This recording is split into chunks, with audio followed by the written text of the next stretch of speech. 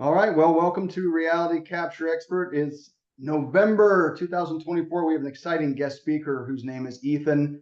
He's a former Matterport whale. This guy was there in the Matterport trenches for 4 years. Some of you guys have talked to Ethan, but we're not here to get the scoop, all the dirty on Matterport. We're here to talk about something a little bit more exciting, which is POLYCAM. And that's about as much thunder as I'm going to steal from Ethan. But before we get started, just want to go through our agenda, and then we're going to go ahead and hand the meeting over, the controls over to Ethan. So here's our agenda for today. So 1:45 to present time, we just do a little bit of open networking. That's what we just finished. We're going to go ahead and hear from Ethan here at POLYCAM momentarily, and we'll go over a couple of internal things. I want to go over our preamble. So this is a forum of publicly available information only, so please do not share any non-public information or anything that's covered under a confidentiality agreement like an NDA. There is our preamble on our recorded line for you to read. Basically, it keeps the lawyers happy and keeps targets off your back and off of our back. So, all right. So, Ethan, I'm going to stop the screen share. We're going to go ahead and put the camera. We're going to highlight and spotlight you. And tell us who you are, where in the world you are, and what's POLYCAM? Yeah. I guess I'll give you a little background on myself before I jump into the POLYCAM overview. So yeah, my name's Ethan. I live in Los Angeles. I used to live in San Francisco for a while, but I'm originally from Maryland, from the East Coast, so I've jumped around a little bit. I got into this industry back in 2017, 2018 when I joined Matterport. I was on the business development team there when I initially got started. They had me focusing on new markets and go-to-market strategy for different new areas that we were trying to get into. And the main one that I was focusing on was the insurance and restoration industry. So I was talking to thousands of restoration contractors and helped to build out the TrueSketch product and got a lot of really, really unique expertise early on when the company was just about 100, 120 people. And yeah, things as you all know got pretty crazy over there between 2018 to 2022 years. Went through an IPO. We launched a number of new products. We built a partner program. We accomplished a lot, and we definitely ruffled some feathers away. And yeah, after 4 years of there, I kind of took a look at where I was at and where the company was at, and said, I think I'm ready for something new and something fresh. And that's when I after a little break and a couple little fun activities in between, found POLYCAM. And I think the thing that really excited me about POLYCAM, and what keeps me going kind of every day here, is that over at Matterport, there was always this interest in finding a way to make the technology truly accessible. They're always talking about democratizing 3D capture, but I think because the hardware was proprietary, because it was really a closed ecosystem, because even the capture process itself was pretty unique and required technical expertise, I think there was always going to be this barrier to really getting the technology out into the hands of the rest of the world. And when I talked to the CEO at POLYCAM, I was just blown away. I had no idea what they had been able to accomplish in just a few years and the scale that they'd already been able to achieve. And the way that they were doing it was mobile first. The goal of just being able to like wave your phone around, make it really easy to capture in 3D and get measurements and 3D exports out of your phone was like already done. Like they were already doing it and at an insane scale, but no one really, I don't think that many people kind of knew about them in the business world. And still now that's what we're working on, is figuring out how do we show people that we're more than just like an iPhone app, and we're actually a full platform for businesses to use to accomplish a number of different workflows. Well, Ethan, the Wall Street and investment capital must really love what you guys are doing and see the benefit to the world, because they've injected some serious cash into POLYCAM. Yeah, yeah, that's right. So I guess that's a good transition point for me to just share my screen and get into the meat of it here. So yeah, really excited to give you guys a very short, kind of quick and dirty overview of PolyCam and what we do. Try to save some time at the end so you can pick my brain on PolyCam or Matterport or whatever you want. I'm an open book. Um, and yeah, as Dustin mentioned, well, first off, thank you guys for having me. Thank you, Dustin, for inviting me here to chat with the group today. Um, my whole kind of motivation in this is really trying to drive this industry forward in whatever way I can, like trying to contribute as best as possible to bring this incredible technology to as many people as we can, because it is so valuable and it can really change a lot of the way that we do our work today. And that's where my passion lies. Um, and so thank you for having me, and I'll give you kind of short background and then answer any questions that y'all have. So yeah, PolyCam, just we were started in 2020 by a couple just really smart guys. Our CEO Chris is a PhD in physics, just a real kind of get in the weeds guy. He's an engineer by trade. He's coding. He loves the technology. He's somewhat of a celebrity on our platform. We have like a social experience where you can take captures and people can like them and share them. He's probably made more than most people and has the most likes on his captures. So you can check him out. He's a really awesome dude. And the What's his company itself, handle? Does he have a? Does he go just have a? I think his name is Chris Heinrich. So you can look him up on LinkedIn. And I think on PolyCam it just might be Chris. When you're first in, I think you get the first pick of the names. But yeah, I'll double check on that. And on another session, he'd be happy to join and come in and talk about his background as well too. He's a pretty cool guy. Awesome. Company's raised about $22 million. Investors are Sequoia, Adobe. One of the founders of YouTube invested in us. They were really lucky when they went out to build the company. They were really just trying to build a cool product, and when they raised this investment round, they actually didn't to a single investor. Everyone was reaching out to them because they saw the opportunity in what they were building. And to date, we've become the #1 used 3D scanning app in the world. So we've created over 20 million plus 3D models in just 3 years. We have over 5 million users across the world. And it feels like what took Matterport 15 years to accomplish with thousands of people, somehow at PolyCam we're getting close to that with just 35 guys in about 3 years. So it's a pretty talented team over here, very ambitious, and got a good backing to help us execute on those goals. One of the things that I thought was kind of comical as I was on LinkedIn, Sherry had tagged me on a post on LinkedIn, and you had posted something about PolyCam, and RJ came in and was throwing a little shade.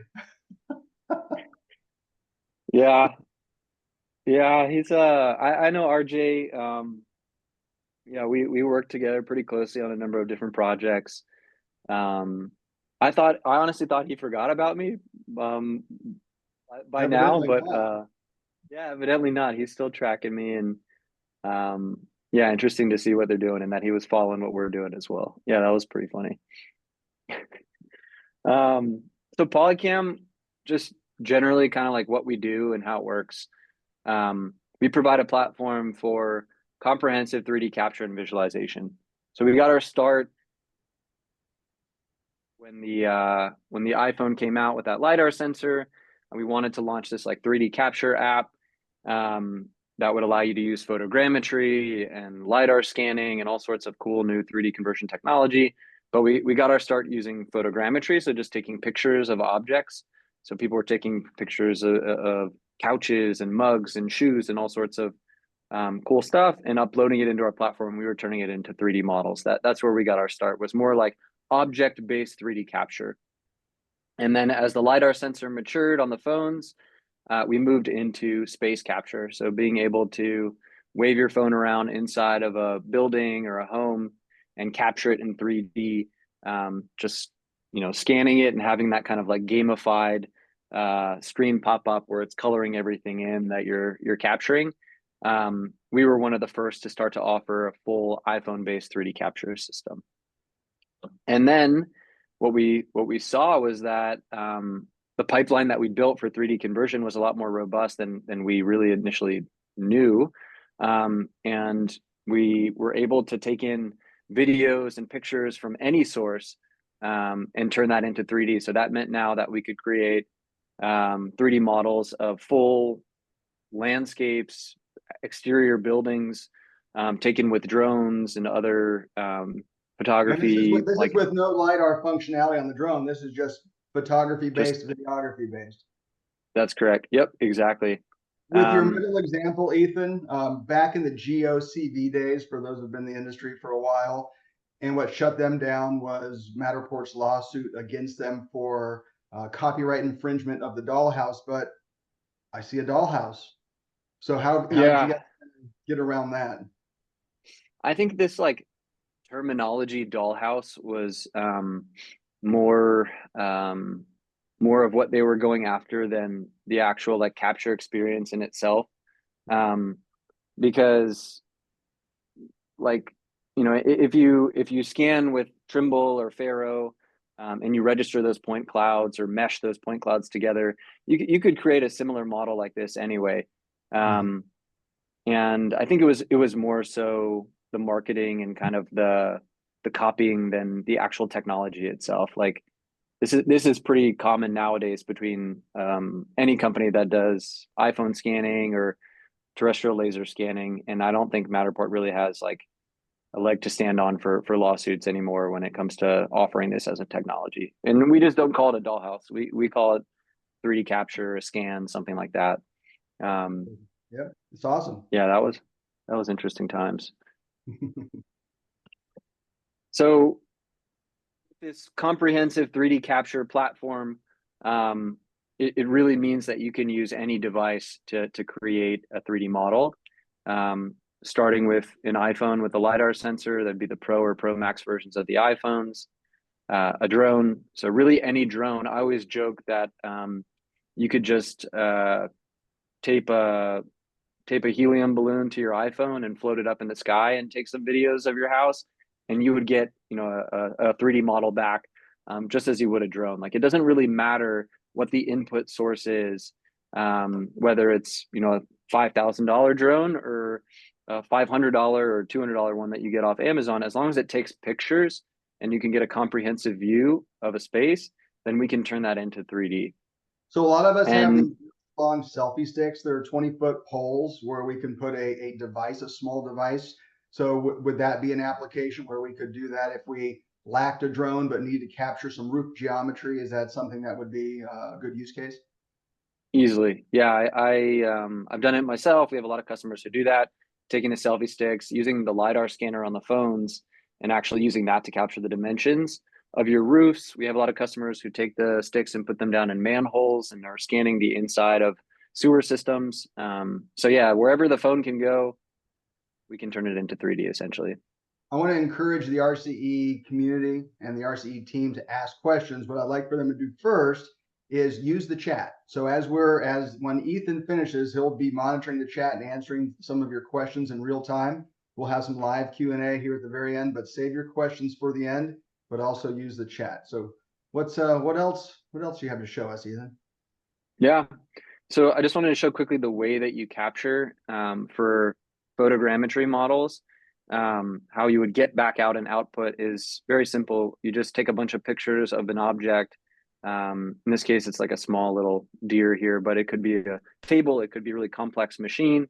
You just take pictures of it from different angles and upload it into our system, and we turn it into 3D. That's how simple it is on the photogrammetry side of things. And on the LiDAR scanning side, this is pretty much what it looks like with your phone, or I think this is actually an iPad. You're just walking through the space, coloring in all the areas with these little triangles, and you can see in real time, instantly and automatically, the file get processed and the model that you get back. Another thing that really has propelled us forward is that we've optimized this for on-device processing. So there's no uploading it to the cloud for LiDAR scans. Photogrammetry, yes, you do upload it to the cloud. But for LiDAR scans, it's processed instantly and automatically on the device. You get back the model the moment that you click upload or process. This is one of the things that has really differentiated us from Matterport, from Magic Plan, from Cubicasa, from the other tools that you might have seen. From our scans, we're able to instantly and automatically generate floor plans that include all the interior and exterior measurements, furniture, all the fixtures and features inside the space. So like tables, countertops, chairs, sinks, bathrooms, all that stuff we can display on the floor plan instantly and automatically generated. And the quality that you get back, we've heard time and time again, is higher than any other company can produce. Well, when you say quality, and what we know with Matterport and the accuracy that they claim, it's not accurate enough for some of our architect clients who need real accuracy that we can only get from, let's say, a BLK or True LiDAR device, not the Pro 3. So in terms of accuracy, what are you seeing? What are some of the tolerances that you're seeing with POLYCAM? Yeah, we typically see about a 1 to 2% margin of error. It really depends on the quality of the scan, and we're completely bound by the accuracy and the quality of the sensor on the phone. So the iPhone, like the LiDAR sensor on the phone, has a range of about 15 feet. If you scan past 15 feet, then the measurement accuracy is going to decrease. If you stay within a 5 to 10 foot range, then it'll be pretty accurate. But across the board, we typically see about a margin of error of about an inch. And that's, I mean, it'll get better over time. But we're connected to the LiDAR sensors that Apple produces, and we're working on ways that you may be able to make it more accurate using integrations with other laser measurers, potentially being able to manually edit the measurements here later on. But yeah, we're completely connected to Apple and the quality of that sensor. Awesome. It's not for, I would say, installing a countertop where you need that millimeter level accuracy. We're not going to like try to pitch that that's what we're good for, but for floor plans, layouts, real estate, like floor plans, it's one of the fastest, cheapest, best options you can have. I see a lot of questions populating and popping up, and we'll get to those here. But there's some really good questions, and I want to ask them, but I don't want to sidetrack us. So we'll save those questions, and just as we're going, keep on asking your questions, RCE. Yep. So we, in our platform, the way that we offer it is less of like scan and capture management and more of like 3D content management holistically. We give you the capability to host an unlimited amount of captures in your account. There's no storage limit. You can create an unlimited amount of exports. I'll explain this a little bit later. We don't charge on an export basis. And we also give you the ability to upload 3D models taken from other sources into our platform as well. So if you're using like SketchUp, oh, sorry, we got a little background noise there. Registered in Vancouver. That's somebody over in New Zealand. I'll mute them. Sorry about that. Keep going. Yeah, no worries. If you create a SketchUp model, if you take a matter pack with an OBJ file, and you want somewhere to store it where you're not quite worried about having to pay for every single scan that you need to keep active, then POLYCAM is the platform for you. You can upload that data into POLYCAM, store it inside your account, and not have to worry about paying on a per scan or per storage limit basis. Exports. I saw a few questions come in the chat about exports. So we export LiDAR captures, photogrammetry captures in a number of different formats. There's about 12 to 13 different export formats that we offer, all instant and automatic conversions, and we don't charge for any of them. So you can access these. There's no, for any automatically generated asset, no additional charge to get access to it.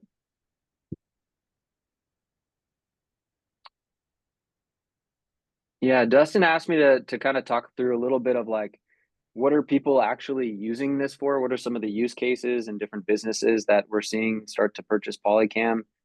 So I just put a few here together as a quick overview. The top ones that we typically see. So about half of the major footwear brands use POLYCAM to do product design and visualization. So they're scanning shoes and factories that are over in Asia, sending those designs to the team here in the US who are designing the new models of shoes and streamlining communication between those teams. Like before, they would have to mail prototypes back and forth from Asia to the US so that they could play around with the materials. They're completely virtualizing it.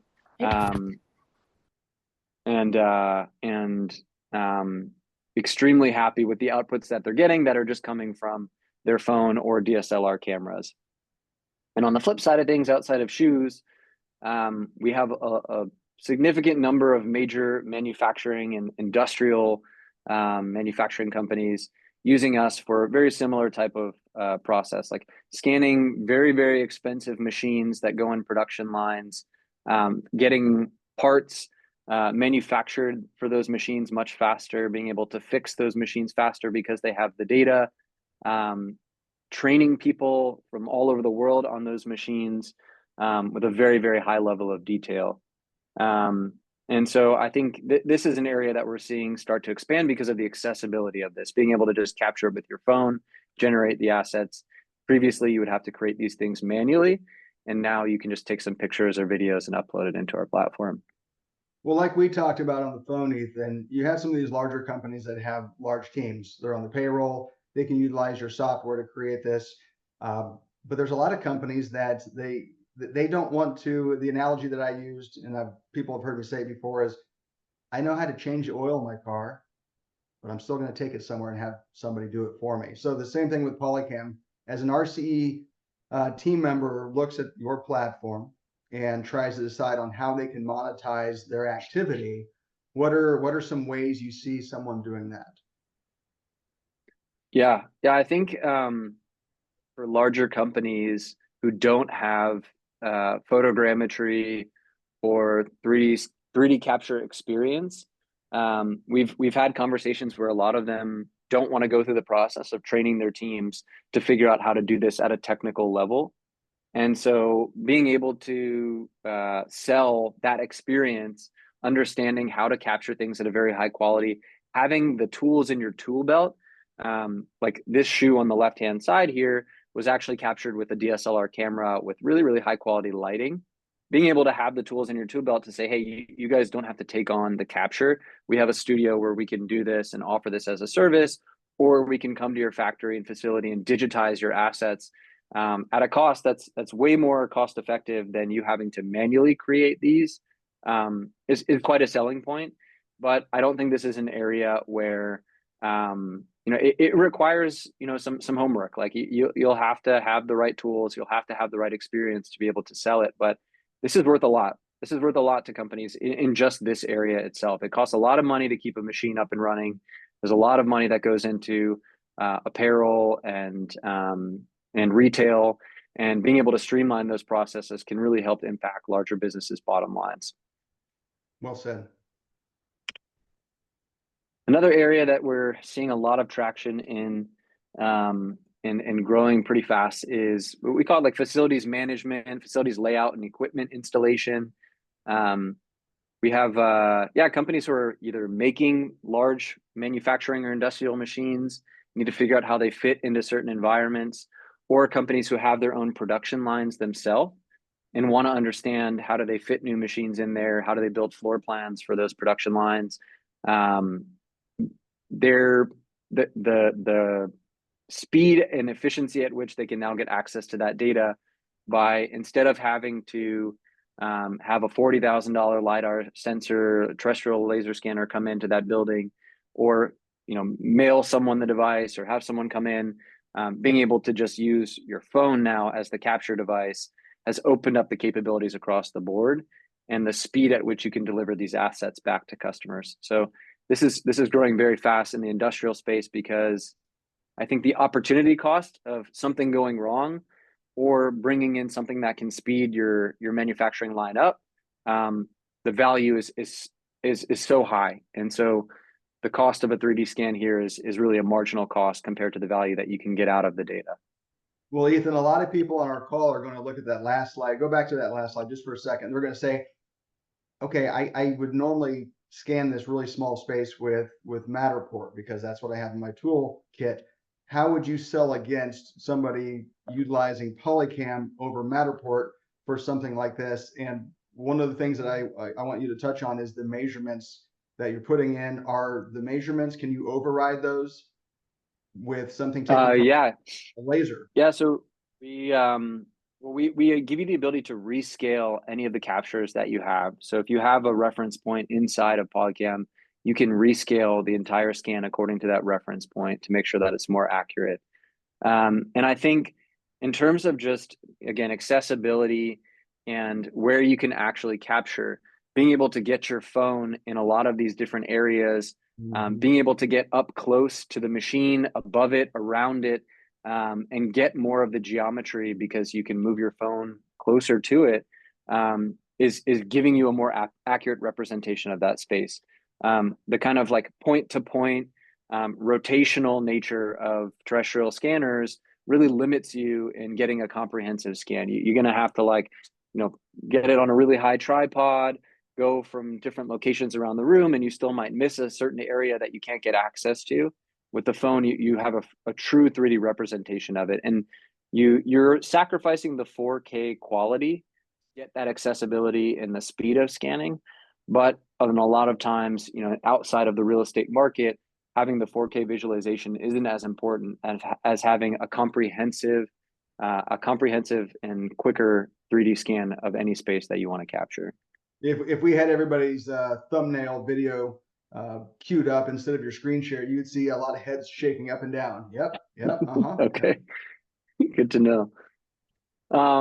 Back to the floor plans. I know there are a lot of questions about these, but in the residential space, I think we're not competing with Matterport for virtual tours. Like, we just can't, because we're not taking those 4K images. We're taking LiDAR scans, which are a little bit bumpier around the edges. And so the reason why companies come to us in the residential space is mainly for floor plans. We'll go over pricing of like what subscriptions are in a little bit, but in general, we're the most cost-effective solution at scale for generating highly accurate floor plans with more data in them included than you can get with the majority of other softwares. So this is in the residential space. This is why people usually use us, not for creating the marketing assets of a home. It's more for creating the floor plans and the layouts. So if you're a residential photographer and you have the ability to do Matterport, but they really just want some high quality photos and a floor plan, you can take your photos and then you can use PolyCam to create the floor plan in much less time than 3D scanning the entire space. Is that correct? That's correct. Yeah, this is instant. You get it back the moment that you hit process, and I'll explain why it's more cost effective as well than Matterport and these other solutions in a second.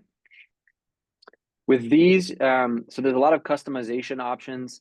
So you have room labels automatically applied based on our AI that tries to determine what type of room it is, but you can change those room labels, change the colors of the floor plan. You can change the wall thicknesses dynamically. We add a compass on this. Interior and exterior measurements. You can see on the walls here, the measurements inside, total areas, room areas, all that's included. All data that's captured using pictures and AI, and also the LiDAR data that you're getting from the phone. This is only done though with the iPhone Pro or Pro Max versions, or the iPad Pros that have the LiDAR sensors. Just want to make sure that's clear. Mm-hmm. Everybody here has an iPad Pro. I mean, every single person. Perfect. Yeah. And then the last use case that I'll go over is something that's gaining a lot of traction, is this insurance documentation and estimation. So at Matterport, that was kind of where I cut my teeth. That's where I got started. Similar to we can do here at PolyCam, but I thought this was more interesting use. Being able to capture crime scenes, damaged homes, fires, floods, all that sort of thing.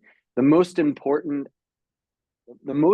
things in those cases is speed and accuracy.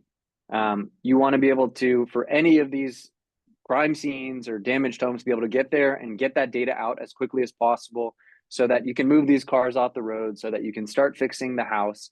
And I think, spinning a camera around in a lot of these scenarios takes a little bit too long, and is kind of, preventing a lot of these agencies from being able to implement this technology themselves.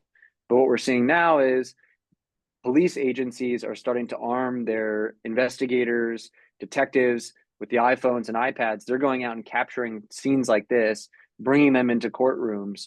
And it's completely changing the way that a very, very kind of legacy technology driven industry is working very, very quickly. They're paying a premium for the service because it's so quick, and so valuable to them. And this is the same for a burnt home or a flood in the home. You get the floor plan, you get the visualization very, very fast. You're in, you're out, and it's all done with a phone. You don't need to spin the camera around, worry about putting the tripod down in areas where it might be dangerous.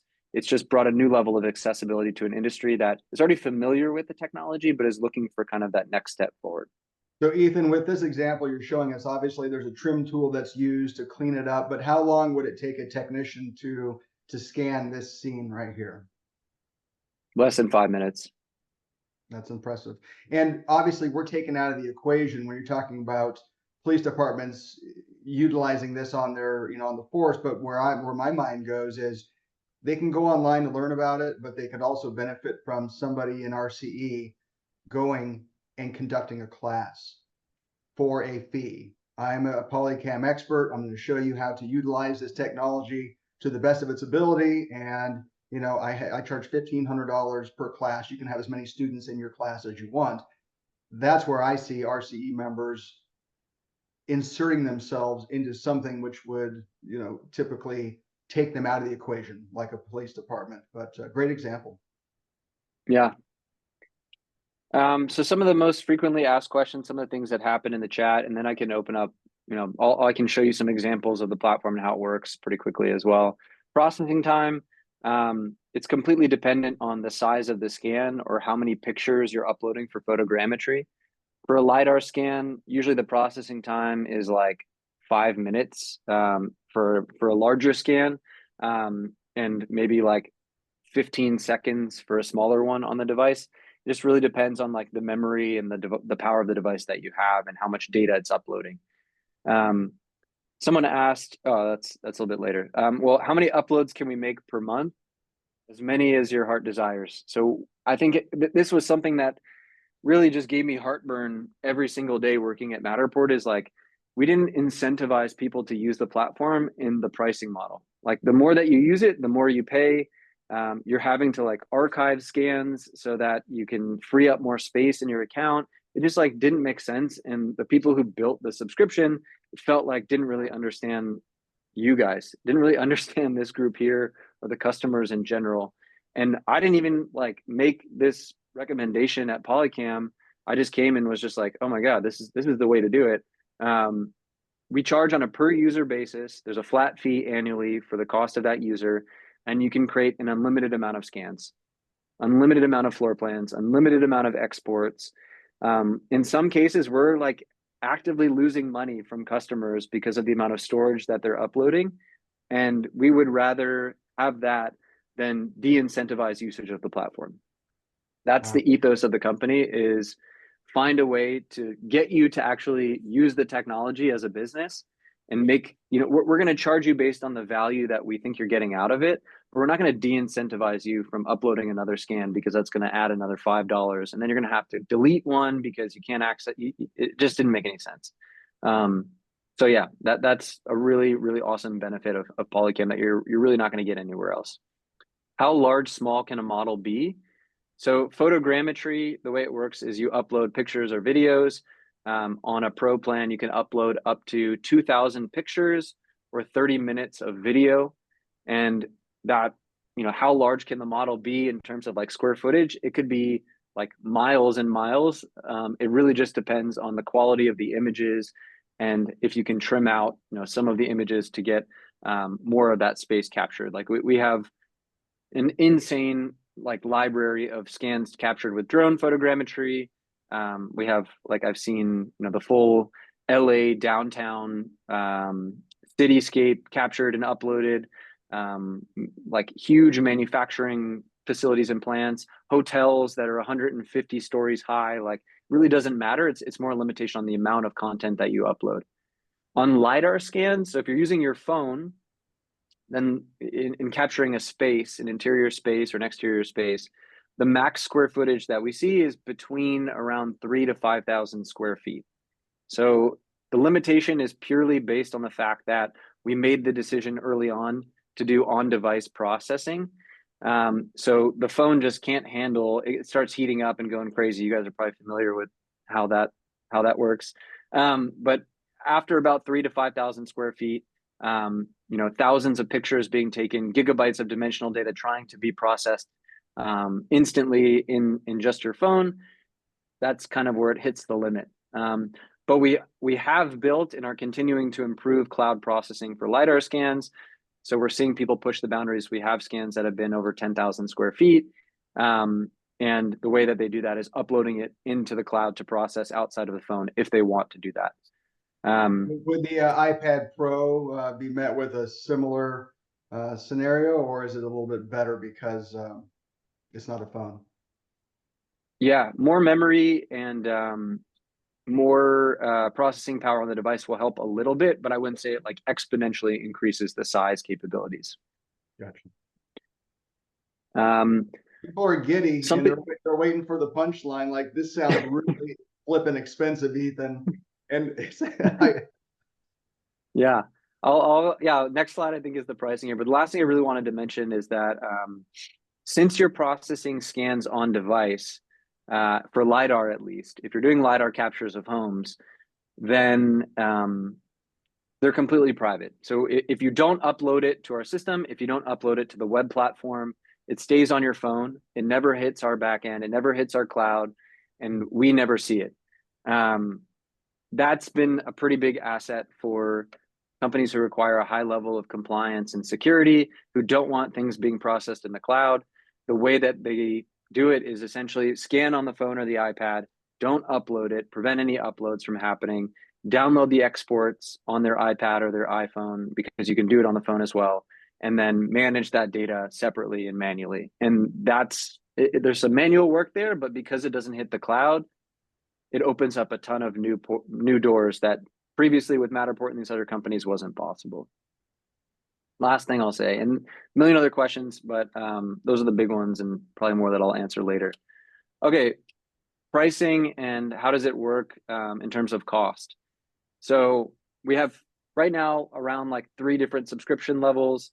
Here, it would just be easier if I showed you the POLYCAM pricing page. This one. We have free, pro, and enterprise. On a free subscription, you can actually, for $0, an unlimited amount of LiDAR scans, room mode scans.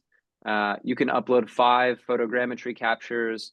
There's some limitations on how many images you can upload into a photogrammetry capture, but on a free account, you can create an unlimited amount of LiDAR scans. I don't know how we are, like, it's insane. So for no cost, create as many scans as you want. If you want access to the floor plans, to the 3D exports, if you want higher quality photogrammetry scans, then you got to pay for something, right? We're a business here. We gotta keep the lights on. But the cost is $150 a year. So about $15 a month it comes out to be on an annual basis, on an annual plan, for still an unlimited amount of captures, photogrammetry, LiDAR, floor plans, exports, everything unlimited on a pro plan for $150 for the year. So, I mean, 10 floor plans at Matterport cost $150.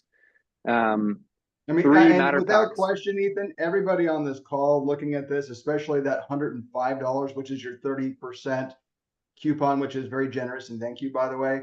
Nobody's even looking at this like a hurdle. It's exceptional technology, figuring out how to utilize it and monetize it. But I mean, it's a non-barrier entry.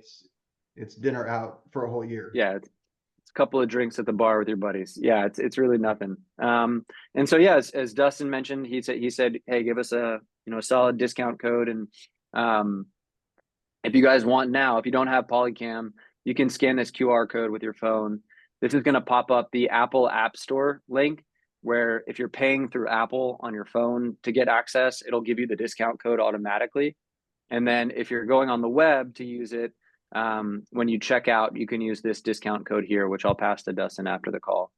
And this is just for one user, unlimited amount of captures annually. So these pro plans are really built for small businesses who really just have one person who needs to capture, but wants access to like this really robust set of functionality. That's the pro Text plan. messages right now, Ethan, from some RCE members saying, I love POLYCAM. I use it for a client who's a national commercial roofing company. And then he goes on. So we have a couple of people who have been using it and love it. Yeah. Yeah, that's amazing. Yeah, I had a feeling there's some guys and girls here who already were using it in some capacity, and really happy that they can be our champions. Like I'm not going to be on the next call here, so y'all can gossip about me afterwards, but hopefully you're saying good things about the platform. I got a question about this, and I'm only interjecting again with apologies, because up to 5 users, all right, it's $1,000. If we had 5 RCE members who were close and said, hey, let's all just go in on a enterprise plan, and so 5 of us can divide the annual cost of $200 a person, what more are they getting than with the pro? And I know it says it here, but to quantify that. Yeah, absolutely. So just to show you, it'll be a little bit easier. What you get with an enterprise subscription is a team where you can add multiple users inside one account and change their access levels. Shared albums where you can upload all of your scans, organize them by user, by date, however you want, and change the access levels. And there's advanced functionality that's included in the enterprise subscriptions as well. For example, on the floor plans, with a pro subscription, you get a very basic floor plan, an unlimited amount of them, but a very basic one with the measurements. On the enterprise subscription, you get interior and exterior measurements, the furniture, all the labels. You can edit the labels, change the wall thicknesses. So all these advanced options here for the floor plans are only available for those enterprise, more business subscriptions. In addition, you also are able to, similar to Matterport, you can take measurements inside a space, but with POLYCAM, you can take, if you're on a pro subscription, the measurements go away. They're not persistent on a pro level subscription, but on a business subscription, you can save those measurements and they'll remain inside the scan. I just want to show you guys this. So we have these auto measurements. These are available on any subscription. We just automatically measure everything inside the space. But the main thing to know is for enterprise, you get saved measurements as well for collaboration. We have comments similar to kind of matter tags in a way. These are built more for like work orders or leaving like notes inside of a space, that more like Google Docs style. I think Matterport has like a similar feature where you can like it's like different than the matter tag, but it's like I forget what they called it, but there's like another system where you can like collaborate with people inside of a scan. That's more so what these are than an actual tag for like marketing purposes. So yeah, you can, add a tag, have replies, and then other people, you can share these out with people, and then they can open them up and comment on the space if they want to.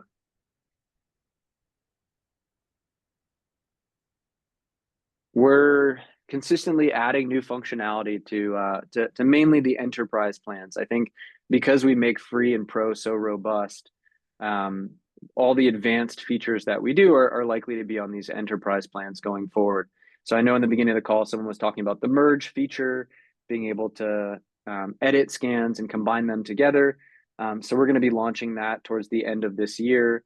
And that will be a part of these business plans too, where you can combine scans.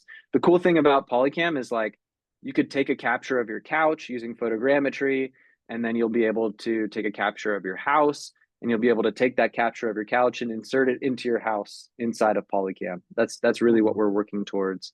And that'll be launched by the end of the year. So again, one of those things where it's like, we were able to do this, you know, in a couple years, and it took Matterport 15. It's just, I'm just like continuously amazed at the power of what our team is able to do here. And these are just some of the cool scans I like showing people, like full cities, taken with drones, uploaded into our platform. But yeah, so you can think of like Pro as subscription for like the individual subscriber. The enterprise subscriptions are more for teams, groups of users who need more robust functionality at a little bit of a higher cost. No, I mean, the cost, Ethan, it's for what it is that we do, it's extremely reasonable. We just need to figure out, you know, a way to create a menu of samples that we can share with prospective clients, and then determine what our price points are going to be, you know, and then just go out and sell it. It's another tool in the toolbox. It's another menu item with the list of services that we provide. And I think there's a lot of people that see opportunity with this, myself included. Yeah. I'll add one more little fun tidbit on top. So in the past, like year and a half, maybe the people on this team have heard about Gaussian splatting. It's a new technology. I guarantee you it's going to change completely the way that we visualize 3D data. And instead of like points on a point cloud or triangles in a mesh, it's little discs. It's like a paintbrush kind of like swiped a disc, and it's a combination of those that are viewable from all sorts of different angles that create a really, really high quality geometry that was just like previously not possible at a file size that's insanely efficient. And so we were one of the first to implement this through your phone. And what you can do with this type of technology now is take captures of things with like very, very thin objects like pipes or trees and plants. You can take really, really high quality scans of people. This is funny. From the 2009 MTV Movie Awards, there was this like camera rig that they set up, 15, 16 years ago, and took all these pictures of these celebrities. And someone went in last year and uploaded all of those pictures into POLYCAM and created Gaussian splat models, because why not?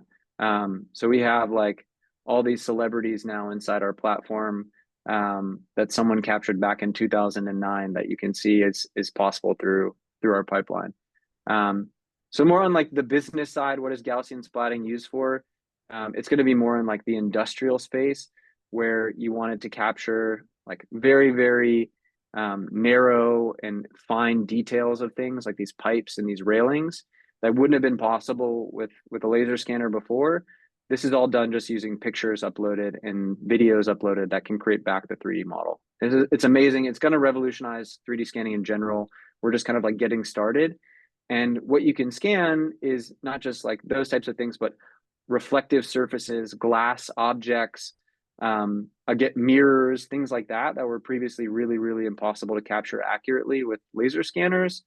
Now you can upload photos or videos, and because of the way this works, you can get back out models like this, which is just like insane.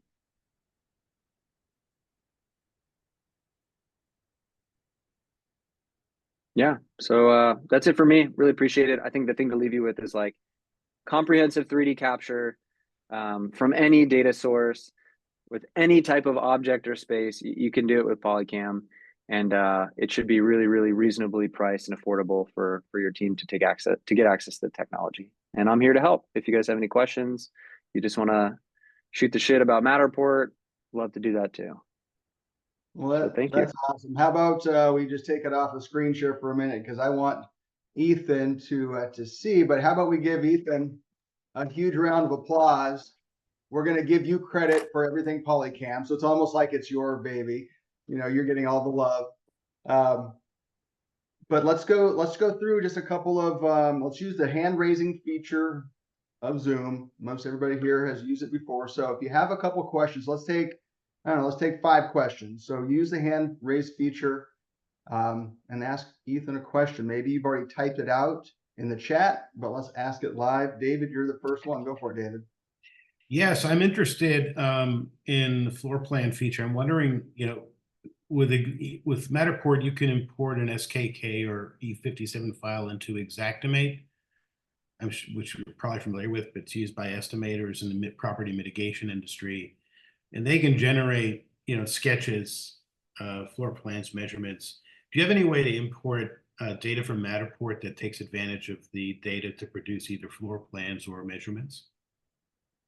So the only way to get data captured from Matterport at the moment into PolyCam would be to export the Matter pack and import that as an OBJ file into our model viewer. We can take in mesh files in OBJ, GLB, GLTF formats from any source if it's meshed, and be able to just pull it into PolyCam as a viewer. I'm still trying to convince my CEO to build a pipeline to take in point cloud data from other sources. So from like a Trimble or a Faro scanner for us to be able to mesh that and turn it into a PolyCam scan. So I'm still trying to convince him that that's a valuable product for us to build. But for now, it's only meshes that we're able to import. In terms of Xactimate sketch creation, so one of the first things I did when I joined PolyCam was tell them how important the 3D assets are that you can generate from the scan, and why we should also offer different assets from our scans. And we just launched that capability, I think like 3 weeks ago, where through one of the partners, through one of a partner of ours, you sign up through their platform, you upload your LiDAR scan, and they can send back an AutoCAD drawing, a Revit drawing, or a Xactimate file from your PolyCam capture. It's not ordered through our system. You just upload your link to their system, but it should be around the same cost, if not cheaper than Matterport, and kind of the same process where you're just using the scan that you captured to generate the file. Wow. Okay. Is there information on that or a link to that on your website, or is that something we kind of have to know through a call like this? We haven't done a big marketing launch on it yet. We're kind of sneaky testing it a little bit, but it's available if you take a PolyCam LiDAR scan. I just put the link in the chat, and afterwards I can put it in the deck and send it out to you guys. So it's completely open, like anyone's able to use it at the moment. Great. Who else has a question? I saw a ton of questions in the chat. Raise your hand. We only have Ethan for a little bit more time here on this call, so anybody else? Peter Stone, I see you, Peter. Go ahead. You're on mute, Peter. So here I am. Huh? Okay, Ethan, very, very impressive show you have here. Just a question: if I have mixed sources, like maybe iPad scan from the ground and some drone photos, can I mix it within one 3D shot? You will be able to, I think, a month and a half, 2 months. So when we're launching this scene editor that will allow you to combine scans, which will allow you to have interior and exterior LiDAR scans overlaid within a drone scan, in all inside of our platform. So almost, but not yet, but it's coming soon. And I've seen the demos of it, and it's very easy to use, very simple, and accomplishes just that. Awesome. Good Great, question. thank you. Peter. Nico. Yeah, it's very interesting product. I'm interested, can you do a scan of like a chair or a table and then export that data into like SketchUp for a render? Let's say you wanted to have like an Ames chair and you didn't find something in a library, but you have access to an actual chair. Can you then create your own library of unique assets? 100%. This is really where we got started, was giving people that exact capability. Using just pictures or video, again, you can take captures of any object and then crop it. We have a very like simple cropping tool here where you can just, like manipulate the crop and then download it. This one is a splat, so it's a little bit harder to show the exports, but download it in whatever SketchUp compatible file you need, and do whatever you want with it. That's great. And can you create textures from this as well? Let's say you have siding or shingles, and then you want to create a texture library for yourself that's unique. Let's say you wanted to create a shingled roof, and you have the perfect shingle that you see. Can you then create a texture that translates into Blender or SketchUp? So we like manually generate a texture here. Yeah, do you have the layers for texture files?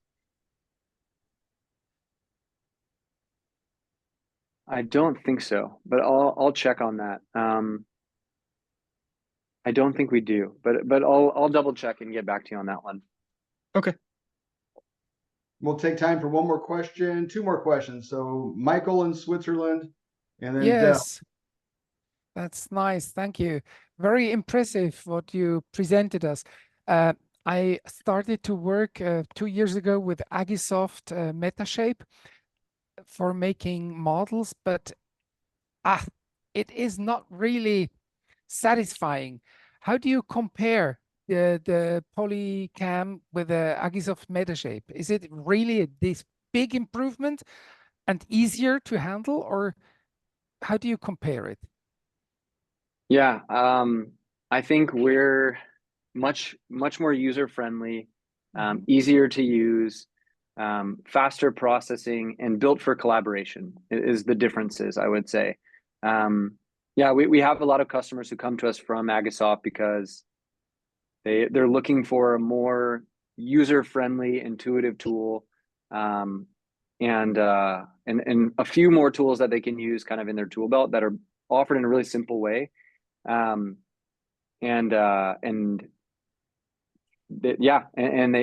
really enjoy using the PolyCam platform. But for photogrammetry, I think it's like it's a very like accessible technology. It's out there, like there's a million different ways to get access to it through APIs and other systems, but there hasn't been like a user-friendly, intuitive collaboration platform built for photogrammetry, and that's where we've really shined, I would say. Okay. Last question, Del Noor. Go ahead, Del.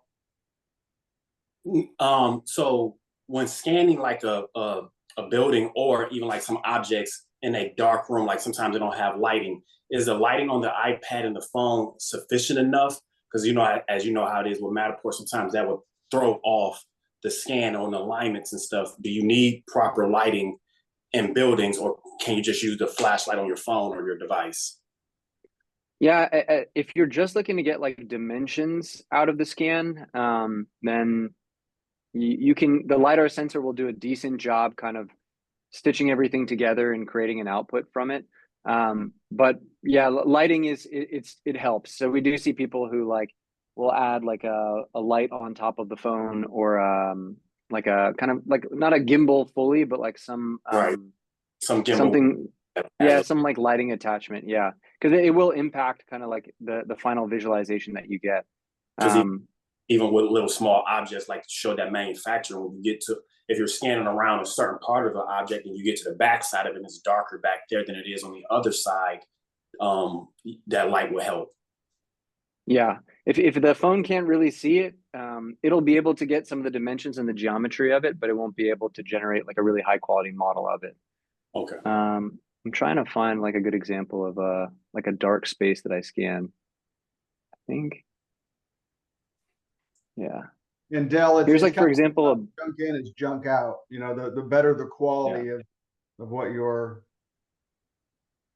This was like a bathroom. There's no light in this bathroom. I think we were shining, like I had another person there. I was scanning this and they had like their iPhone flashlight out.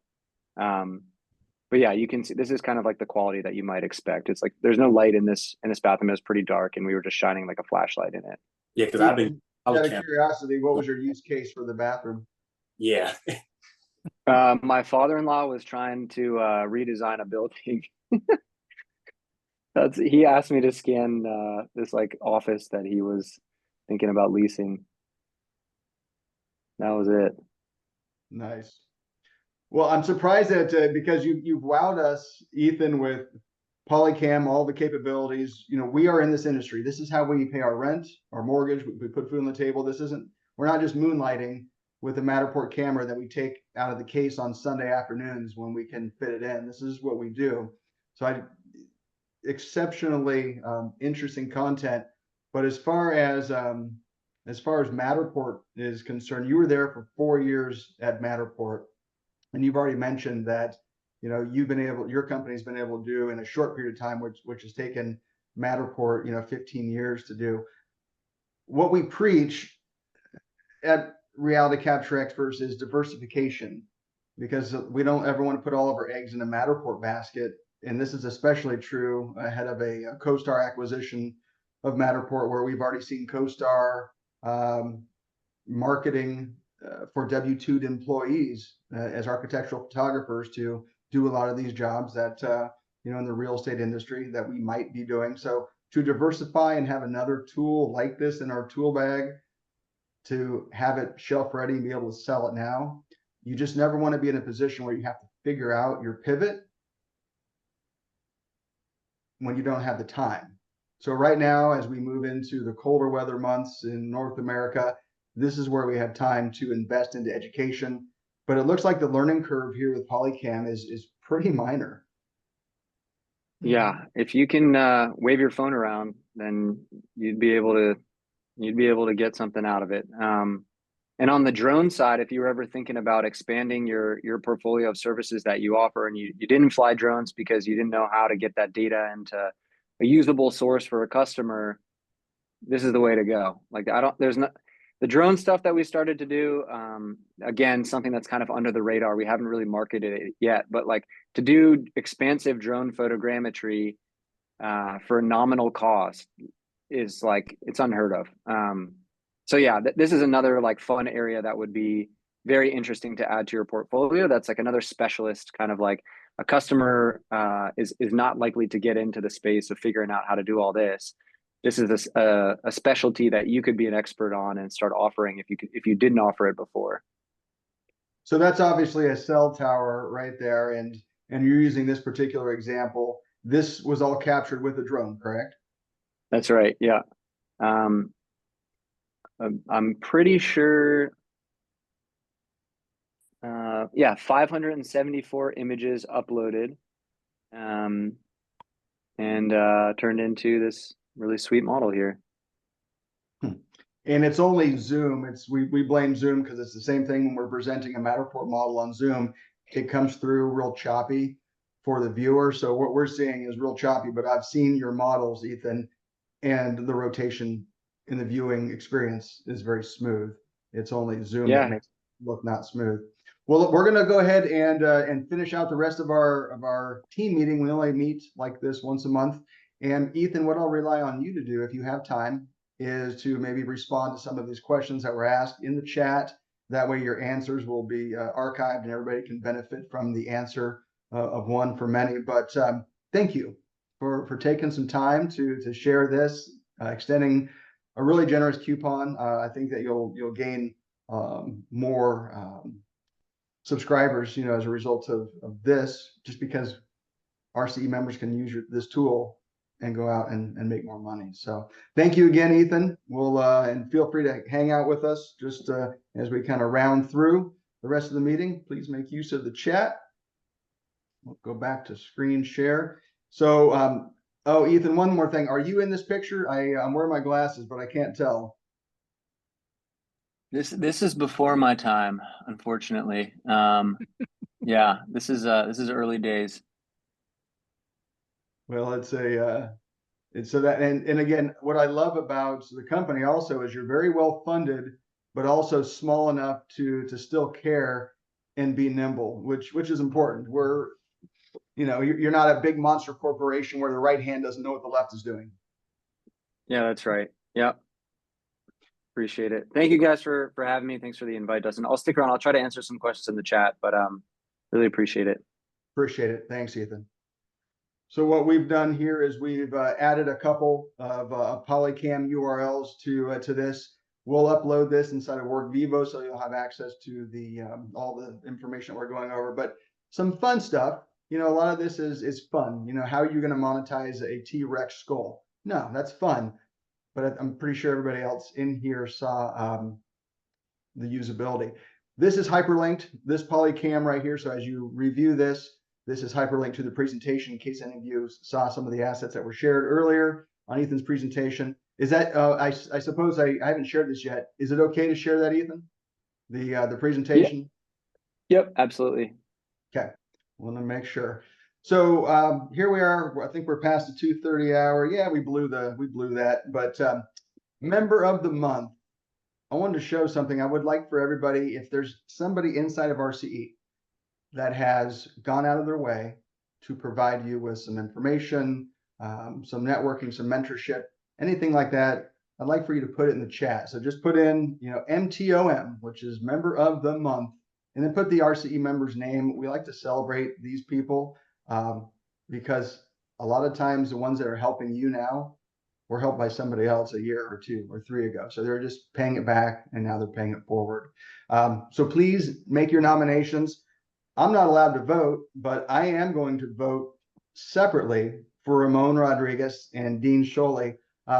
We had a project. RCE had an RV. We were contacted. They found us on Google. They had an RV to do. It was basically in Ramon's backyard. He scanned it expertly. I've seen 10,000 scans.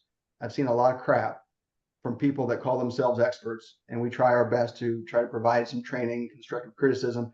This one is scanned really well. We gave the scan over to Dean, and then he created this, and I'm going to share what this is with you. So give me a second just to pop this up because it is relevant, and I think you'll like it. So let me pop this open. Okay, just because I can see, Irene, can you tell me if you can see a bus on your screen, Irene? Thumbs up. Okay, so Irene says that she can see it. Thank you. I'm going to move this over. So this is a Matterport model. And what you can see is, as you can see the pucks on the ground, super high quality. So this exterior of the bus, some of the colors and the crispness were superimposed on top of what you'd normally see with the Matterport captured. I believe this was a Pro 3. Yeah, this was a Pro 3 capture, of course.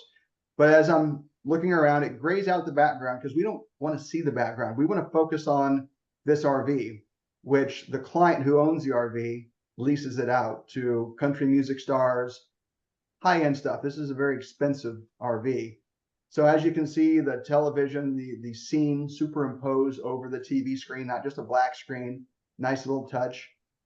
We're coming around the back, and then as soon as we get to this back one right here, we left this here intentionally. It opens it up to what it looked like outside. So this is what it looked like. It shows the viewer that, yes, this is a real bus. It's not created. It's not a cartoon. But then we go back into the bus, and then we're just going to pop inside real quick because you've all seen an RV before. And it's a nice RV. We have a scene that's put on the screen, tastefully done. It looks great. Expert capture by Ramon. And Ramon's out in the field today, so his wife Tara is on the line. So you can see we're going through, and there's really not a whole lot else to see. You guys have seen this before, but what's really important is the outside. So this is an offering that Dean is creating. He's and he has the marathon coach little bit here. So as far as the exterior is concerned, like on a per pano charge, it was really reasonable for him to do this. We upcharged it to the client, so the client paid us, an upcharge. It wasn't a big upcharge, but we'd already made a couple dollars on the Matterport tour of the bus. So if you're looking at yachts and boats and high-end motor coaches like this, luxury sports cars, there are some technologies, even like a POLYCAM, where it'd be cool to use that technology. But what we gain here is, again, it's right tool for the right client for the right requirement. So this is the right tool, in my opinion, for this type of customer request, which gives us the access to see it in high fidelity. But when we gray out the background, because we don't want to pay attention to the background. Delanor, did you have a question about this? Well, I got a comment about it that I don't know if you know this yet. I'm working with Dean on a project too, but similar to that. But you could tell your clients to put a VR headset on and that put that thing to scale with that same grayed out background. So it helped one of my clients create our own physical showcase on a project that me and Dean and somebody did. And it made them like, instead of you feeling like you're actually there in time when the scan was happening, you feel like you're in a showcase right in that, even when he did the white background, the full whiteout, you're just in there, and it puts it to scale as if you're there. Because there's no distraction. You're focused on the subject matter. And we all know that the telltale zenith and nadir, you know, of the Matterport. But as I look down, I really don't see the telltale. I mean, it's there, but you really don't notice the you know, the zenith, or in this case the nadir. But yeah, to have for you, you know, Delano, to have a catalog of these and then going out and selling this to, you know, your local market, it's another way for us to make money. So I wanted to share that, but that was my just my eyes on 2 members. And it was 2 members required to make this happen. It was Ramon, who scanned it, Dean, who amended it, and then RCE, who attracted the client and was able to pay Dean and pay Ramon, and we made a little bit of money from an RV. So anyways, put it in the chat, member of the month, anybody, and it can be Dean or Ramon, but anybody that's helped you specifically under the RC umbrella on our private platform. We're going to talk real quick about Geo Week. It's coming up sooner than you know. Networking, membership, RC Academy, future guest speakers, and website and social media. So I'm just going to really just cruise through these really quick. So let's talk about Geo Week. Most of us already have our tickets for, you know, purchased for Geo Week. We have some RCE discount codes for Geo Week. Let me expand that out. There we go. Hotels are really cheap. And I'm just if for some reason you're thinking that maybe you're not going to go, but maybe you will, you can get a full refund from most of these hotels on hotels.com, like within 2 weeks or a week of the event. So if you think you might go, reserve a room. And then if for some reason you can't, maybe you can't afford it, maybe something came up, get a full refund. So hotels.com. There's a bit.ly link we'll share with you here. Give us a chance to just finalize this. We'll have an excursion. John Avery, his ski pass gets him into Winter Park. And we'd already discussed going to Winter Park and having 1 ski day. If you're going to be in just Denver in the wintertime, you might as well go out and enjoy some winter activities. That's enough about Geo Week. The updated coupon codes from the show, the people that are putting on the show that we've been in contact with for months and months and months now, or in this case years. This is the first time we'll be attending Geo Week as a group. We only meet as a team for our reunion once every other year. So February of 25 is when we're going to meet. I hope you can make it. If you have questions about it, let us know. Most everything that you'll want to know or need to know is on the Geo Week website. Just a matter of booking your accommodations and your travel. All right, back to so goodbye Workplace, hello WorkVivo. WorkVivo adoption has been decent, but a lot of you got your invitations and it came from workvivo.com, and you may not have recognized it, and it might have gone to spam. Maybe it didn't, maybe it did. But here's our new platform for anybody who got the calendar invitation but hasn't found their WorkVivo invitation. If that is you, if you're part of the RCE team, not the RCE network community, send me a private email. I will go ahead and resend your invitation. It'll be easy. I had Dean pulled up because I always misspell Dean's last name, so that's why I have Dean pulled up. But here's a Yamaha Wave Rider that he's done the same thing to. So this is a niche that Dean has taken on. He's doing a wonderful job with the output. The pricing is fair, and I think everybody could win as a result of that. When you go to Explore, you go to Spaces. All of our spaces, as you know, are siloed. So if you want to talk about LiDAR, let's have it in the LiDAR group. There's only 149 of us in the LiDAR group. If you want to talk about Matterport skins, like MP Embed or MP Skin, or any of the ones that we know of, this is where we want to share that inspiration, but let's have the conversations there. You have individuals that are part of coverage requests. If you have a job to share, even if you know who you probably are going to send the job to, please put it in coverage request. We want to be able to celebrate those who are sharing jobs and those who are receiving jobs, because there's a lot that takes place behind the scenes that will continue to take place. But this is where you'll share those jobs. If you want to find out more about the reunion, will be Greg Welch just had posted some discount codes. Then we posted some updated ones. Greg had just posted a link to hotels.com, and I was surprised to see that the pricing was like $20 per room per night lower now than when I booked. So I'll probably rebook and then cancel my old one. But this is how things are different from Workplace. When we go to Explore, and then we come over to Connect, we've put everybody in teams. So now we have it by country and by state. So if you're looking for somebody in California, and if I don't have you in here, send us an email, we'll add you. It was an oversight, not done intentionally. But it will say, like, I use Cy as the example, it only says where, it says where that he's in California, but not where in California. That's where you use the directory to find out where everybody is. But if you have jobs to share, Kevin Diamond, thank you for putting your profile photo in there.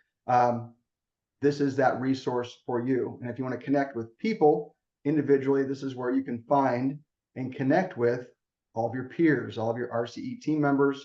You can call them, you can email them, you can use the private chat functionality. And here they all are, you know, from basically around the globe. So if you're somebody like Paul Jacoby or Joe Haley, who hasn't put in a profile photo, wow, Peter doesn't have one, and I'm surprised. Please do that, but make sure that you have your phone number and your email address and your social links in there. I'm going to show you mine, not because of any other reason, but because I know that it's complete. But if you want to email me, that's where you email me. If you want to call me, this is where you can call me.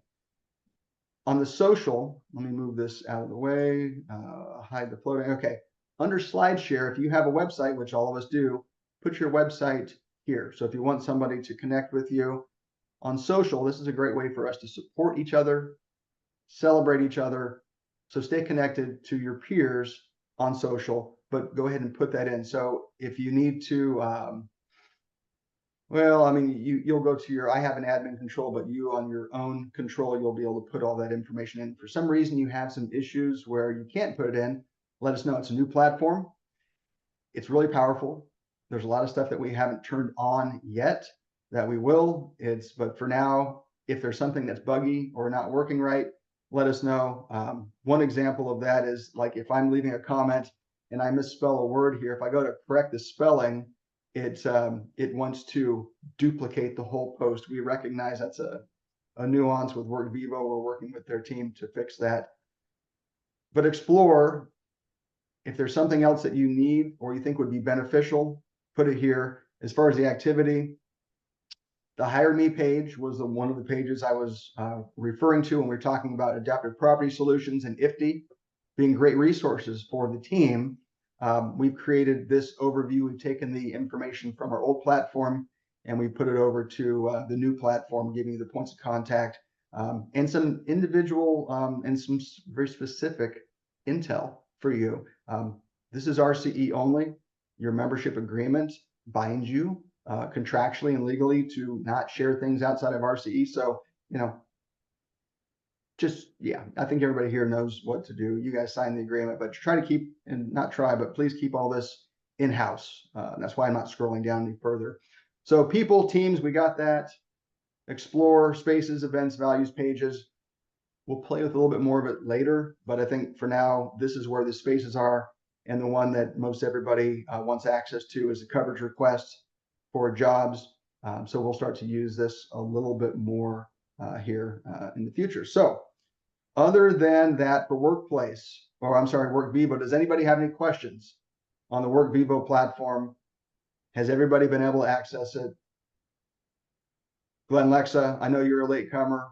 Are you good? I got a thumbs up from Glenn. Okay. All right. Well, we won't spend any more time on that. It wouldn't be relevant. But if you do, reach out. We'll get you acclimated. If you're part of the RCE network community, we send out invitations once a year. The network, not the network, but the It's an all volunteer membership committee. They'll review a list of individuals that are on the RCE map. And if these individuals are in non-competing areas with other RCE members, we'll send out an invitation. We'll usually bring on 20 new people a year.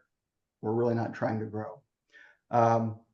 If you have recommendations for who that should be, let us know, and we'll take all that into account. All right, let's jump back to this. And there we go. So, no, this was the wrong one. Sorry about that. Sorry about that. Let me find the right asset to share. There we go. Okay.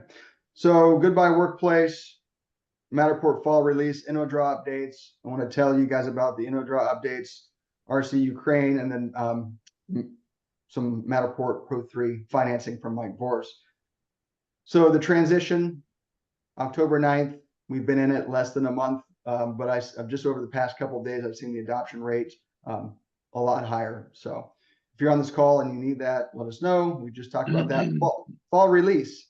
Are there any other things about the beta features? We talked to Sai about merging two spaces. So early on, we talked about that.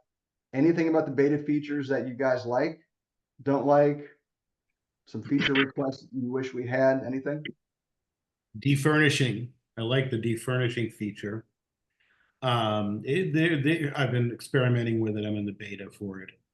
And I've been applying it to commercial spaces, gas stations, some of the banks I've done. And I think it could be really useful, even though they're not targeting it for commercial and there are some real problems with it. It could be really useful for if you're selling or leasing commercial space. Oftentimes, if they're not decluttered or vacant when you need to market them, right? I like the fact that it toggles on and off. But I've been getting some interesting results in the scans I've applied. I'd be happy to share it. No, I'd love to see that. I'm sure other people love to see that. And even when you're having a conversation with your clients and doing a screen share of, you know, the train wreck and then the decluttered version of the same space, and it's a space that you did, or it's a space that is your client's. We've all seen 1,000 Matterport spaces, and for me, they're kind of boring at this point. But if it were my house that I was seeing a scan of, you'd have my attention. So if it's something where somebody has an emotional connection to a space, which is your customer, your client, that's where they're going to be a little bit more intrigued by what it is that you have to share, opposed to just another boring space. That's my 2 cents, but thanks for sharing that, David. Appreciate it.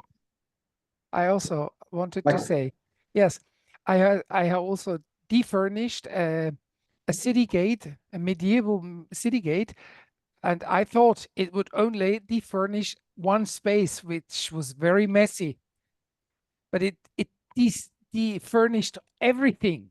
So that would be nice to say, defurnish this room, but leave the other intact. That would be an improvement for Matterport. Yeah, I saw the same thing. I think their reply would be, well, you can just toggle it on and off as you go from room to room. But there's a usability issue there, you know, for the viewer to consider. Good points. We'll send that up the chain. We don't really have much communication directly with Matterport unless something's wrong, which I'll digress. All right, so fall release, nothing really to talk about there. We know what the releases are, but as far as implementing the releases with our clients to keep the client relationships intact, Matterport is going to keep on coming after your customers. It's nothing personal. It's just business. So what do we do as business owners? Well, we figure out ways around that. You kill them with kindness. You provide exceptional customer service. You provide options that the machine isn't providing. So when you program a Matterport tour with additional functionality and scan services is just pumping out the tour. Here's your URL. Here's the URL. Here you go. Here you go. When you can personalize your offerings, that's what your customer is going to come to like. And when they get that email from Matterport that says, hey, we'll do it and we'll even do it cheaper, chances are your customer is going to stay with you because you're giving them more than just a Matterport cooler. So enough with fall release. Let's jump out of that. Give me a second, find my mouse.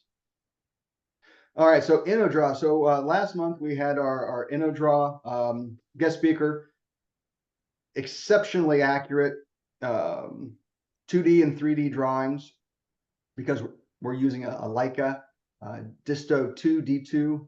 But what it is, it's $160 Leica D2 scanner. It's InnoDraw software, and it's and it's creating very high quality deliverables. So with POLYCAM, we saw that we could create some deliverables that might be good enough for some clients that don't necessarily need the accuracy. So now you have another tool. Clients that don't need the accuracy, here's a tool. But for the clients, like our architect clients, accuracy is their number one priority. And that's where the liability falls. You provide your client with a deliverable that isn't accurate, it opens up like a whole can of worms, and there's liability to take into account with accuracy or lack thereof. So InnoDraw, if you raised your hand for the beta, it was a first come, first serve. We took the first 5 people, we put them into the beta. That's why you don't have access to the InnoDraw page inside of WorkVivo. It's not for bad reasons, to keep the training, all that conversation siloed. When they finish those trainings, it's 2-week training cycles. We'll just, if you've requested access to it, we'll just take the next 5 in the order that they're there and put everybody through. For the first beta team, InnoDraw had decided originally just to give out one of the Leica scanners, and Lori was the winner of that. She was fast finger Freddy. But then they decided to give one to each of the 5 participants, which was extremely generous. So thank you to InnoDraw for that, but I think they're going to limit it to just the first beta. Next is RCE Ukraine. We will set this up, but I don't want to personally put my bank account onto a fundraiser. And I've talked to Andriy in the Ukraine. I actually talked to him just today, and all they have is PayPal. They don't have a way to set it up, because I would like for any funds that we raise for their benefit to go directly to them. I don't need to be the middleman or in receipt or responsible for those collected funds. So I could sense in his voice that things were getting real over there, with North Koreans threatening to invade with Russia. He was very, very, very preoccupied, and it's actually the first time that I've sensed Andy being a little bit scared in that communication. So yeah, what's going on over there is very real. We still want to show our support. We're asking you to buy a virtual dinner. If you would go out and spend $40 on a dinner, if you're so inclined to help them save their Ukrainian heritage with LiDAR scanning of some of their historical buildings, which is what they do 7 days a week in a war zone. And Andy's been an RCE member for a long time, not a very visible one, but I think we all understand why. That's still on our mind. So as soon as we have developments with that, I will obviously let you know. And thanks for your support on that, by the way. Matterfix, I don't know if Mike's on the call, but he is now an authorized reseller of Matterport, which is great that we have an RCE member. Javen with Government Cloud, Javen was doing some work with Matterport, and on their government side, he was an authorized reseller. He got us some good discounts, and now there's Mike too. So we don't necessarily see that as competition. But if you want to finance one, I talk to RCE members all the time. They're like, I really do want the Pro 3, I just can't afford it. And there's no shame in that. It's an expensive piece of kit. Well, if you could, through Mike, get a 2-year standard warranty against defects, a 1-year Matterport Guard drop protection plan. I'm just reading off the screen here. No sales tax if shipped outside of Florida, which is huge, no tax. And then free 3-day shipping. We know Mike, we like Mike, we trust Mike. So for a financing option, if he's already vetted this, I trust it. So that's in WorkVivo. If you want access to this information, just call Mike. Feel him out, see what that $99 does, if that's only Pro 2 or if it's Pro 3. I don't know the details, but I wanted to share it with you. Mike didn't know I was going to share this on today's call. And that pretty much rounds us out. If you're new to RCE, I'm going to have you stick around. I'll answer some questions, especially ahead of the time where we will bring in some new members, because we only do it once a year because it takes a lot of time. And time is something we don't all have a lot of, so that's why we do it once a year. any industry related questions before we go ahead and talk to anybody who's new? And I think there's only one or two new people still on the line, but any other questions? Just one thing that happened to me the other day. The iOS updated. I did not go to update the capture app, and none of my cameras would work. So just No. FYI. And hopefully you didn't drive 3 hours to go to the job site and realize that. No. So you're saying that the iOS update on your iPad updated, but you did not update firmware on your cameras. The capture application itself. Got it. Okay, good to All know. right. All right. Hello, Tara. Get your hand up. Hey, just a quick question back to Geo Week. I wanted to ask what ticket is most appropriate for what all we're trying to be a part of, or what would be the popular ticket option? I think Irene asked that question too, and it's a very, very, very good question that I failed to put on my agenda. So thank you. Great question. Inside of, and I can go there here in just a moment to show you, but I'll just say it. If you go to the GeoWeek space inside of WorkVivo, the newest post that's there gives you the discount codes for the RCE team. And then we have another discount code that they're allowing us to share, which is for the RCE community. Anybody can get into the exhibit hall for free. On their website, they want $175 from you. For RC, that's free. If you wait until, I think it's like December 20th to buy your ticket versus now, obviously there's a difference in price, but to get you into the educational series, which there's a lot of good education in there, look at their website, see if there's anything that you feel would be a benefit to you to learn more about. They had some really good drone classes, some other LiDAR based, but that ticket is $200 off the, I don't know, it's like the $600 or $700 price. So it's still going to cost you, $400 and some odd dollars to go into that. We're going to go into that. I'd say at least half of the RCE members will opt for that, while the other half will just experience the exhibit hall and take place in some of the networking events. Did I answer the question, or did I tap dance around it? No, that's good. I think there might have been 3 options. There was the free, and then the educational, and maybe even a higher tier, and maybe that just simply included. No, there's a middle. The middle tier is RCN, which is Reality Capture Network. They're not related to us. They make their money by hosting their own convention in Boise, Idaho once a year. Matt Bird, nice guy. I've talked to him, on LinkedIn, a couple times. What they do is very different from what it is that we do, even though our organizations sound kind of similar. So this is the first year they're partnering with GeoWeek to have some additional educational series, but it's at a lesser ticket cost price. Okay. That's the middle one. Yeah. Okay, good. Thank you for clearing that up. Yeah. And if you haven't made up your mind, I mean, you have until, I think it's December something, like mid-December, to really make up your mind. So register for the free one, get that, that free ticket secured for both you and Ramon. Get your travel arrangements, all dialed in. Get the hotel that you can cancel if for some reason something comes up. And then as we get into December, I think most of us are going to know what our February is going to look like. Awesome. Okay. Hey, Dustin. Hey, Trace. Hey, how's it going? Good. Great meeting. Thank you.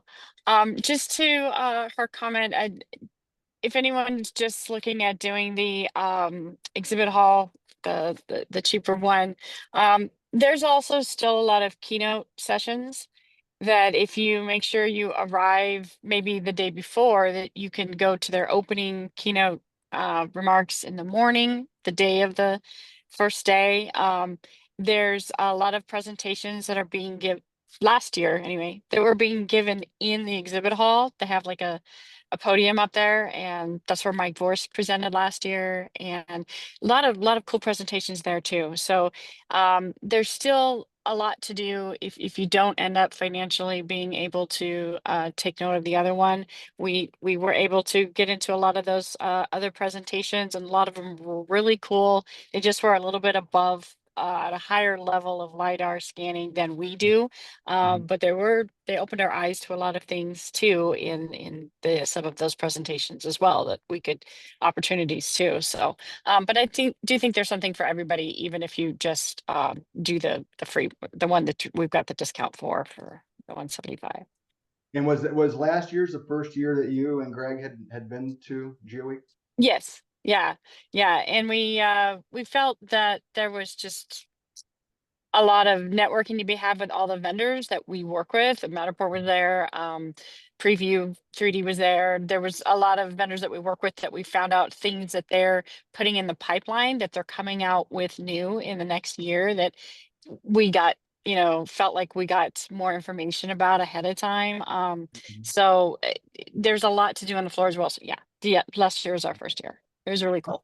Well, RCE will have 2 passes, and we'll figure out a fun way, a democratic way to get those in the hands of 2 RCE members.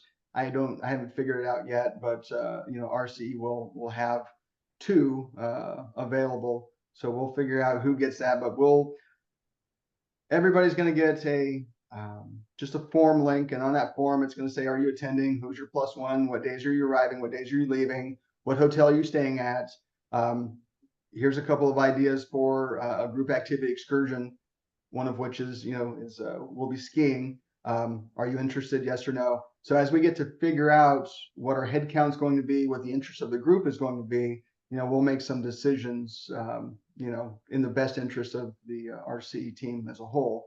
But we're still a little bit too early to have all that dialed in. Just by show of hands, who's going this year? Who's going?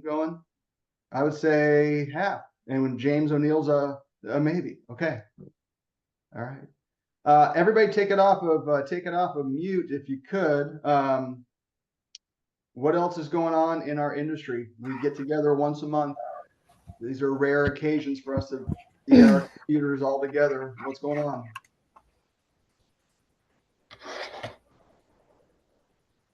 I just recently bid a resort. Can you hear me? Yeah, you bid a resort.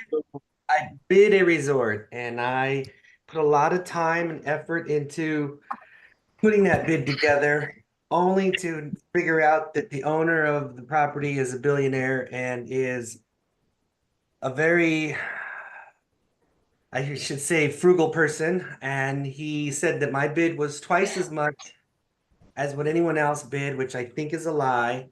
I bid $214,000 on a 100-acre site with 452,000 square feet to be scanned and drawn up. And so I said, okay. So, and you're gonna take too long. So then I scaled down the scope, cut it in half, and I don't know.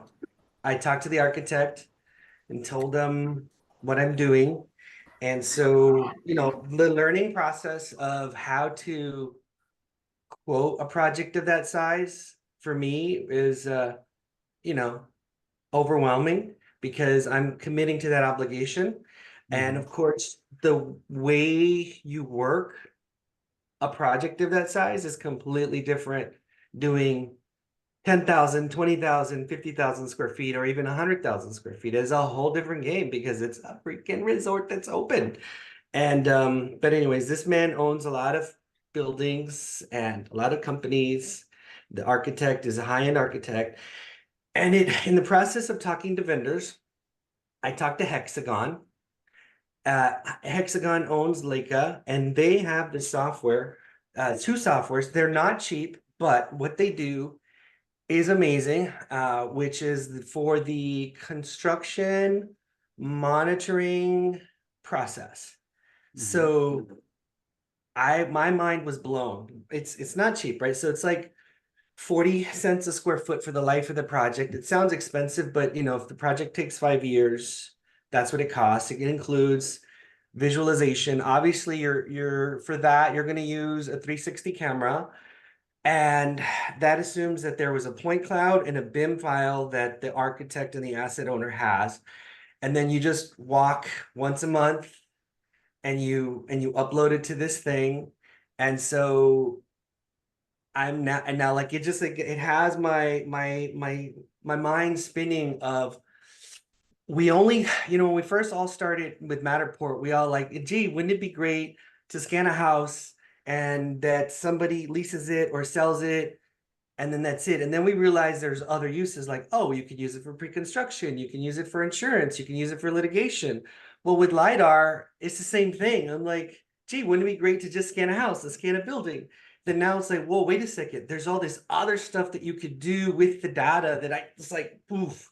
So this construction monitoring thing is a new component that Hexagon is just sending me their use cases. And so I bid the project that was like simple, straightforward. Here's what you're getting.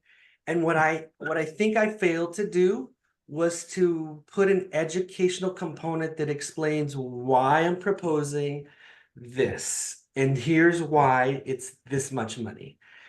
And I think that if I had a proposal that was educational of like, there are these different approaches, and yes, you could do it cheaper for this way, but then it's for that use case. So I did a building earlier this year where I had it drawn up twice. And the reason why I had it drawn up twice because the architect did not like the first set of plans. And I told the building owner, I was like, you need to pick your architect and we need to have a discussion of what they want. And so, a lot of learning. And so when you make mistakes, you adjust. And then when you get new information that you didn't know it was there, but you just didn't know that it was there. Well, and this is a conversation that you wouldn't have been having with your team a year ago. So in business, they say, hurry up and fail, and then fail again.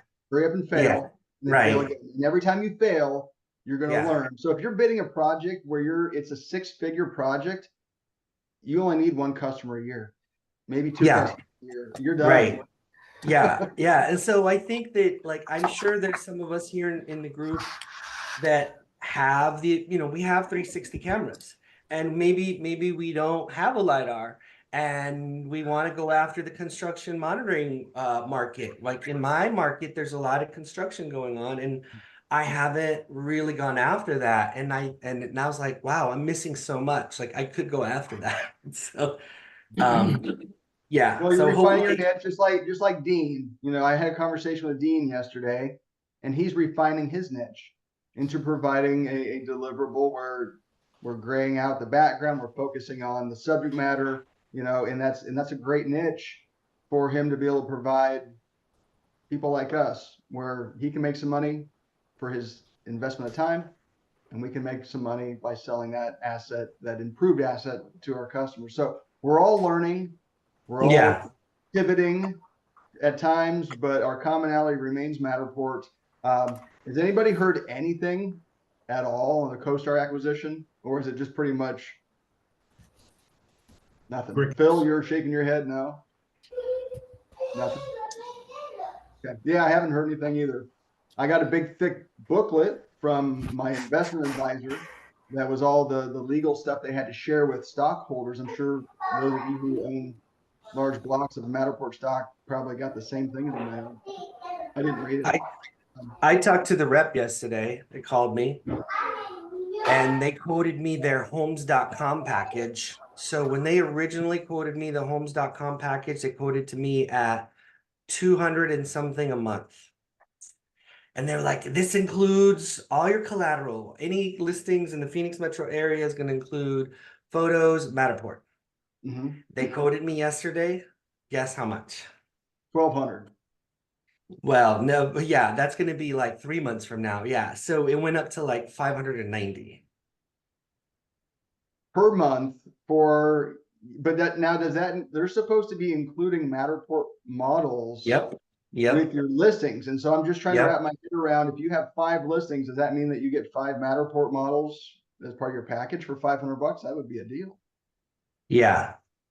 Yeah. And of course, the subscription rate is based upon the amount of sales that you've done. So the more sales you do, the higher your subscription goes up. That's why supposedly it went up. So I think they're still acquiring it. I think they're still executing. And I think that Matterport and CoStar, I think are going in the direction of Google and Facebook, which is they're building a digital database. They want to own their space. And by being an agent that's with them, they're building up all this collateral for neighborhoods, for houses, and they're having all these assets that, like, we're just at the beginning point of like, gee, and it'd be great to have this model of this house and picture of this house and this video of this house. Well, they're gonna have a database, and then like the derivatives that they derive out of that, we have yet to even know what that is. And I know I probably sound like a broken record, but like what comes next in the next decade is like, it's gonna be mind blowing. We won't even know. Yeah, like we don't know. We don't. Yeah. Jessica, you have your hand up. Hi, Jessica. Hello. No, just bouncing off of Bryce. So we, a few months back, I think it was back in May, we made a giant bid for a local college here in the state of Texas. And we were going to be scanning a progression of construction for the next 4 years type scenario as well. We also came in too high. So we did our numbers. We were up till midnight submitting the bid, do we have all the numbers right? Because they asked for tons of paperwork. And we got rejected. And then because it was a public bidding, we were able to submit the winning, a request for the winning bid. And they sent it to us. We just got it. And it was half of what we quoted. Half. And there's obviously no way we could compete with that, because we have to purchase new equipment in order to fulfill this giant request, and that's where we're kind of stuck too. But we're learning, like I said. Well, you know more now than what you did before, so you still wouldn't do anything different though, because you wouldn't have been profitable bidding it at half of what the winning bid came in at. So not at all. For sure. Interesting. Hey, I saw something online where are you and Pablo doing something with 3d-boats.com? Yeah. Is that you guys? I thought that was somebody else. No, that's it's not ready yet. Give us a minute. I think in January, February we'll make an official launch of what's going on with the app. But you guys will be excited. Hopefully, it's something we can share with everybody soon. Paul's actually in a meeting today, so that's why I'm here. But it'll be exciting. You guys will be excited. I hope so. And it's been consuming us this year, but we're almost there. We're almost ready. Well, you're in the middle of Texas, and there aren't a whole lot of boats around you, so I was surprised. You'd be surprised. We're within an hour of 4 different lakes here in San Antonio. And then we're 2 hours from the coast. But no, we're shooting for nationwide. Pablo's in Florida right now in a meeting out there, meeting with people that own boats and stuff. So, but it'll be ready for full launch come January. Okay, no, that's cool, because I just saw it on LinkedIn, and so it's like, hey, that looks familiar. I recognize that background. Yeah, I actually thought it was Dean's company because it looked very similar. Yeah, we worked with Dean for a while. Now Dean is doing his own thing, and that's great. But we're gonna go in a different direction with the idea. Awesome. Well, I'm trying to go around. So anyways, POLYCAM, I'm gonna sign up for POLYCAM. Somebody texted me and said, hey, Dustin, if you're going enterprise, I'll go in with you. I wasn't gonna point you out, Phil, but Phil's raising his hand. So I like the idea better, since it's all, hey, unlimited. I like the idea of paying $200 and sharing an account with 4 other people who I already know, like, and trust. and get a lot more options than just getting the other. So you guys might have to figure that out, what's best for you, but I want to figure out the monetization aspect first. I don't want to just buy a shiny object because I think it's cool. I want to figure out, if I do buy this, how am I going to utilize it? How am I going to market it? And then more importantly, how am I going to sell it? So I'll keep you informed, but if you guys have information, that would be great. That'd be great. Before we go and start our weekends, it's 3:51. We went a little bit long, but the POLYCAM presentation was worth sticking around later for, in my opinion. Before we start our weekends, anybody have anything else to add? Okay. I'm going to stick around just for a minute. If anybody wants to see some of the functionality of the WorkVivo, just by show of hands before I let you guys go, who's already on the platform? Who already has everything all dialed in? Bryce, did I see a hand from Bryce? All right. We're going to have an enterprise meeting. So Jessica, Pablo, Bryce, Haley, Greg, and Tracy, we'll be having an enterprise meeting. What I'd like to accomplish in that enterprise meeting is to discuss some industry standards in pricing. Not to dictate at all what you guys charge or pay technicians. That's not our role to tell you what to do. You're a business owner. You do whatever the hell you want to do.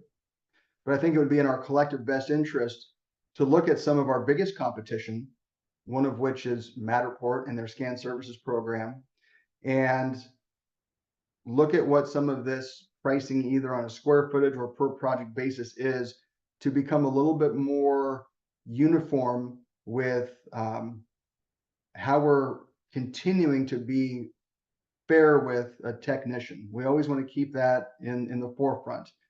Everybody's got to make money. We can't lower our pricing so low to keep up with Matterport to where the technician feels like they're being slighted and we're barely making anything. But it's a commodity-based business. Commodities, as they are more widely adopted, they don't go up in price. They go down in price. And we're feeling that right now. Jessica mentioning, losing a bid, Bryce mentioning losing a bid. RCE loses bids all the time because we're too high on price. And it's not because we're greedy and want to make more money, just that we want to be able to be fair with our compensation model to technicians, which